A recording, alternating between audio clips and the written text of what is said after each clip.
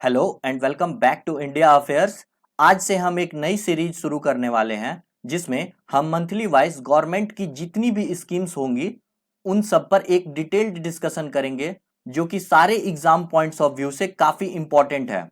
तो अभी हम बात करेंगे मई 2021 में गवर्नमेंट के तरफ से जितनी भी स्कीम्स लॉन्च की गई हैं उन सब के बारे में, उन सारे स्कीम्स का मोटो क्या है, पूरा डिटेल्ड एनालिसिस करेंगे। तो वीडियो को अंत तक देखना ना भूलिए। चलिए शुरू करते हैं।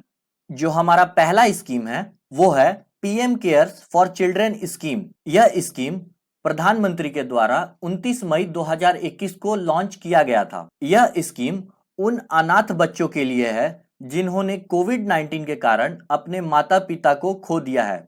एज पर डेटा लगभग 577 बच्चे ऐसे हैं जिन्होंने अभी तक अपने माता पिता को खो दिया है। इस स्कीम के तहत free education, creation of 10 lakh corpus और 23 वर्ष तक बच्चे का देखभाल भी शामिल है। प्रधानमंत्री ने यह भी कहा था कि यही बच्चे आगे देश को रिप्रेजेंट करेंगे, इसीलिए हमें इनको सपोर्ट और प्रोटेक्ट करना चाहिए। जो हमारा दूसरा स्कीम है वो है Goa launches solar based electrification programme. आप सबको पता होगा गोवा स्टेटहुड डे 30 मई 2021 को मनाया गया था। उसी दिन गोवा के चीफ मिनिस्टर प्रमोद सावंत जी ने सोलर बेस्ड इलेक्ट्रिफिकेशन प्रोग्राम को लॉन्च किया था। यह स्कीम गोवा के रूरल एरिया में रिन्यूएबल एनर्जी को यूज करके बिजली लाएगा जहां पर ग्रिड कनेक्टिविटी पॉसिबल नहीं है। इससे क्या होगा कि सभी को क्लीन, रिलायबल, एफोर्डेबल एनर्जी मिल सकेगा। CESL convergence energy service limited और GEDA Goa energy development agency के बीच जो एग्रीमेंट पर सिग्नेचर किए गए थे उसके 2 दिन बाद solar PV based home lighting का भी उद्घाटन किया गया। जो हमारा तीसरा स्कीम है वो है युवा स्कीम। बहुत सारे एग्जाम में इसका फुल फॉर्म भी पूछा जा सकता है, तो आप इसके फुल फॉर्म को भी नोट कर सकते हैं। इसका फुल फॉर्म है युवा उद्यमिता विकास अभियान। यह स्कीम मिनिस्ट्री ऑफ एजुकेशन के द्वारा लॉन्च किया गया है। युवा एक ऑथर मेंटरशिप प्रोग्राम है, यानी युवा परामर्श कार्यक्रम, जो कि 30 वर्ष से कम आयु के यंग बर्डिंग ऑथर्स को इंडिया में पढ़ने, लिखने, पुस्तक संस्कृति यानी बुक कल्चर इन इंडिया के लिए ट्रेन कर सकता है। इससे क्या होगा कि दुनिया भर में इंडिया और इंडियन राइटिंग को भी प्रोजेक्ट करेगा। जो हमारा चौथा स्कीम है वो है DBT approve for mid day meal scheme. यह scheme education minister Shri Ramesh Pokhriyal के द्वारा छात्रों को DBT के माध्यम से यानी कि डायरेक्ट बेनिफिट ट्रांसफर के माध्यम से सप्लीमेंट्री असिस्टेंस के प्रस्ताव को मंजूरी दे दी गई है। यह स्कीम बेसिकली एक स्कूल मील प्रोग्राम है जिससे भारत में जो स्कूली एज के जो बच्चे हैं उनको बेटर न्यूट्रिशन प्रोवाइड किया जा सके, इसीलिए इसको डिजाइन किया गया है। इस स्कीम के तहत जो बच्चे प्राइमरी स्कूल में, सेकेंडरी स्कूल में या मकतब और मदरसे के प्राथमिक और उच्च प्राथमिक क्लासेस में पढ़ने वाले जितने भी यंगस्टर्स हैं उनको वर्किंग डेज पर फ्री लंच सप्लाई की जाती है। जो हमारा पांचवा स्कीम है वो है Kerala new smart kitchen scheme. इस स्कीम को केरला के मुख्यमंत्री के द्वारा अनाउंस किया गया है। अगर बात करें इसके ऑफिशियली लॉन्च होने की डेट को, तो यह स्कीम 10 जुलाई 2021 को ऑफिशियली लॉन्च कर दिया जाएगा। इस योजना के तहत जो स्टेट की महिलाएं हैं उनको अपने किचन रिपेयर करने के लिए लोन दिया जाएगा और जो लोन होगा वो इंस्टॉलमेंट में होगा विद लो इंटरेस्ट रेट। जो हमारा छठा स्कीम है वो है डिफेंस मिनिस्टर लॉन्चेज सेहत OPD portal. Defence minister Rajnath Singh के द्वारा सेहत यानी कि service health assistance and teleconsultation OPD portal को लॉन्च किया गया है। इस पोर्टल के द्वारा 75 वर्ष और उससे अधिक आयु के व्यक्ति बिना वेट किए कंसल्ट कर सकते हैं। आपको याद होगा हाल ही के महीने में एक संजीवनी नाम का पोर्टल शुरू किया गया था जिसने हाल के महीनों में लगभग 5 लाख लोगों को टेली कम्युनिकेशन की सुविधा प्रदान की है। आपको बता दे ये सेहत पोर्टल के द्वारा जो भी सर्विस दिया जाएगा वो डिफेंस सर्विस डॉक्टर्स के द्वारा दिया जाएगा।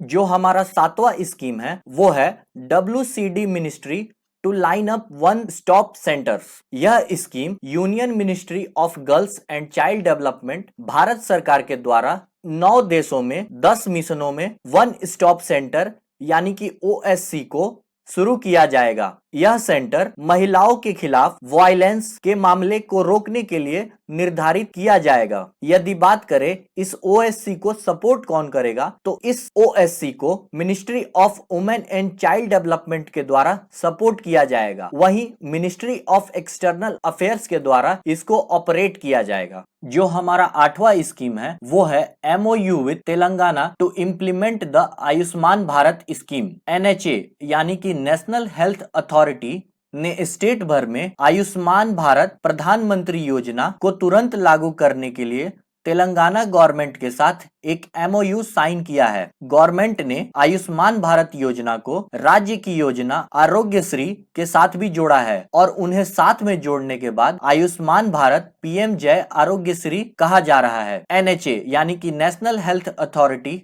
एंड SHA यानी कि स्टेट हेल्थ एजेंसी यह इंश्योर करती है कि जितने भी लाभार्थी होंगे उनको free health care service provide किया जाएगा आयुष्मान भारत प्रधानमंत्री जन आरोग्य योजना के तहत। जो हमारा 9वां स्कीम है वो है हरियाणा टू लॉन्च संजीवनी परियोजना। हरियाणा ने 24 मार्च 2021 को एक एंटी कोविड संजीवनी परियोजना लॉन्च किया था। अगर बात करें इसके लॉन्च करने की रीजन की, तो यह रूरल एरिया में रहने वाले लोगों के अंदर थोड़ी भी कोविड के सिम्टम्स होते हैं तो मेडिकल एड प्रोवाइड करेगा। इस इनिशिएटिव में ambulance service, oxygen supply, hospital bed availability, door to door awareness campaign अभियान जैसे इंपॉर्टेंट रिसोर्सेज का प्रबंधन करने के लिए एक integrated command and control centre शामिल है। जो हमारा 10वां स्कीम है वो है NMMS app and area officer monitoring app launched. Rural development minister Narendra Singh Tomar के द्वारा 22 मई 2021 को NMMS ऐप और एरिया मॉनिटरिंग ऐप को लॉन्च किया गया। आप सबको पता होना चाहिए कि NMMS का फुल फॉर्म क्या है, तो इसका फुल फॉर्म है नेशनल मोबाइल मॉनिटरिंग सॉफ्टवेयर। अगर बात करें आखिर इस ऐप को डिजाइन किस लिए किया गया है, तो यह ऐप ट्रांसपेरेंसी और स्कीम्स में उनकी प्रॉपर मॉनिटरिंग की दिशा में एक बड़ा कदम है। NMMS ऐप जो नरेगा वर्क साइट पर वर्कर्स की रियल टाइम अटेंडेंस को नोट करने के लिए इस ऐप को लॉन्च किया गया है और यह ऐप उनकी जियो टैग फोटोग्राफ भी लेगा। जो हमारा 11वां स्कीम है वो है जल जीवन mission ₹5,968 crore released by the centre. जल जीवन मिशन को इम्प्लीमेंट करने के लिए केंद्र सरकार ने 5,968 करोड़ रुपए की राशि जारी की है। यह टोटल फंड 15 राज्यों को जारी की गई थी और वहीं 2021-22 में रिलीज होने वाली चारों में से यह पहली किस्त है। आपको पता होगा भारत सरकार ने जल जीवन मिशन को 2021 में 50,011 करोड़ रुपए एलोकेट किए हैं। जो हमारा 12वां स्कीम है वो है PM किसान Samman Nidhi 8th instalment release. आप सबको पता होगा इस स्कीम के तहत छोटे किसानों और सीमांत यानी कि मार्जिनल फार्मर्स को DBT के माध्यम से ईयरली 6,000 रुपए केंद्र सरकार देती है। इस फंड को टोटल 3 इंस्टॉलमेंट में दिया जाता है। जो पहला इंस्टॉलमेंट होता है वो अप्रैल और जून के बीच, दूसरा इंस्टॉलमेंट अगस्त और नवंबर के बीच और वहीं जो तीसरा इंस्टॉलमेंट होता है वो दिसंबर और मार्च के बीच।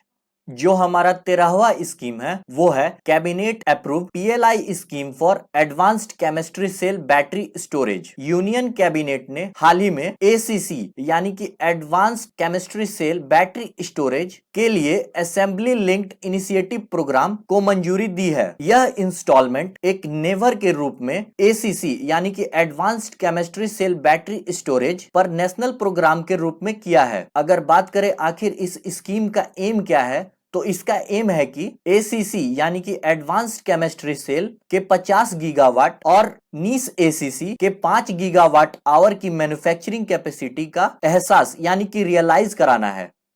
जो हमारा 14वां स्कीम है वो है the mission for integrated development of horticulture. आप सबको पता होगा ministry of agriculture and farmer welfare के द्वारा ईयर 2021-22 के लिए मिशन फॉर इंटीग्रेटेड डेवलपमेंट के लिए 2,250 करोड़ की राशि की मंजूरी दी गई है। इस स्कीम के तहत राज्य बागवानी मिशन, यानी कि स्टेट हॉर्टिकल्चर मिशन, राष्ट्रीय सतत कृषि मिशन यानी कि national mission of sustainable agriculture, Kesar mission यानी सैफरन मिशन और राष्ट्रीय कृषि विकास योजना को टेक्निकल प्रोवाइड सपोर्ट किया जाएगा।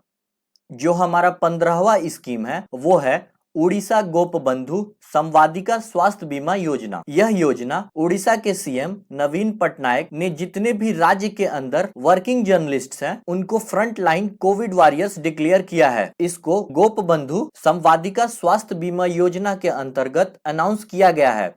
जो हमारा 16वां स्कीम है वो है road construction costing 15 lakh crore, target in next 2 year. Road transport and highway Shri Nitin Gadkari ji ने यह अनाउंस किया था कि अगले 2 साल में भारत सरकार 15 लाख करोड़ के रोड कंस्ट्रक्शन का टारगेट सेट किया है। वहीं वर्ष 2021-22 में गवर्नमेंट ऑफ इंडिया ने यह एम रखा है कि पर डे 40 किलोमीटर की रफ्तार से सड़कें बनाई जाएंगी। भारत सरकार ने रोड सेक्टर में 100% फॉरेन डायरेक्ट इन्वेस्टमेंट भी परमिट किया है।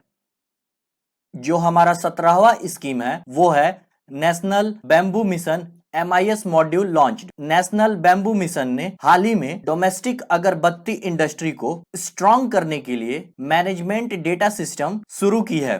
यह अगरबत्ती प्रोडक्शन, रॉ मटेरियल की प्राप्ति, स्टिक मेकिंग यूनिट लोकेशन यानी कि छड़ी बनाने वाली इकाइयों का स्थान, प्रोडक्शन कैपेसिटी, इन सब के बारे में डेटा एकत्र करेगा। जो हमारा 18वां स्कीम है वो है AYUSH clinical case repository portal to be launch. यह पोर्टल केंद्रीय मंत्री किरण रिजिजू के द्वारा 27 मई 2021 को लॉन्च किया गया। आप सबको पता होना चाहिए यह ऐप संजीवनी ऐप का तीसरा वर्जन है। अगर बात करें Ayush clinical case repository portal के एम की, तो इसका एम है जितने भी आयुष प्रैक्टिशनर हैं लार्ज स्केल पर प्राप्त क्लिनिकल आउटकम्स के बारे में एग्रीगेट इंफॉर्मेशन यानी कि समग्र जानकारी की आपूर्ति करना है। होप आपको समझ में आया होगा। जो हमारा 19वां स्कीम है वो है government to support public sector companies for vaccine production. Union government ने कुछ पब्लिक सेक्टर यूनिट को कोविड-19 वैक्सीन प्रोडक्शन को बढ़ावा देने के लिए मिशन कोविड सुरक्षा के अंतर्गत उनको अनुदान के साथ साथ सपोर्ट करने का भी प्रॉमिस किया है, जिसमें हैदराबाद बेस्ड IIL जिसका फुल फॉर्म है इंडियन इम्यूनोलॉजिकल लिमिटेड PSU के तहत एक फैसिलिटी है जिसका नाम नेशनल डेयरी डेवलपमेंट बोर्ड यानी कि राष्ट्रीय डेयरी विकास बोर्ड है। आप सबको पता होना चाहिए IIL और भारत बायोटेक ने एक टेक्निकल एग्रीमेंट साइन किया है IIL के लिए, जिससे कि वह भारत बायोटेक को ड्रग सब्सटेंस प्रोवाइड करेगा जो कोवैक्सीन की सप्लाई के लिए रिक्वायर्ड है।